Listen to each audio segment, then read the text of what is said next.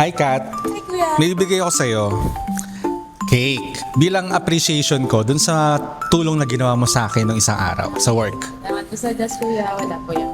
Dagdag kaalaman po. Alam nyo ba, kahit araw-araw tayo nagsusumikap, di ba mas masarap din marinig yung salitang salamat sa mga kasama natin? Alam nyo ba, may paliwanag po ang siyensya tungkol dyan.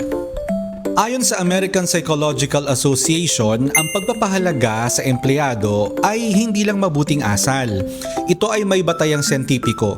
Ang simpleng pagkilala sa ating trabaho ay nagpapalakas ng motivation, mental health at productivity. Isang pag-aaral ng Gallup ang nagsasabing ang mga kumpanyang may malakas na kultura ng appreciation ay may 21% na mas mataas na productivity at 31% na mas mababang employee turnover. Kaya ngayong Employee Appreciation Day, gawin nating misyon ang simpleng pagpapahalaga. Hindi ito maliit na bagay, ito ang pundasyon ng matagumpay at masayang trabaho. Kaya alam niyo po, ang pagpapasalamat hindi lang po ngayon kundi gawin natin araw-araw.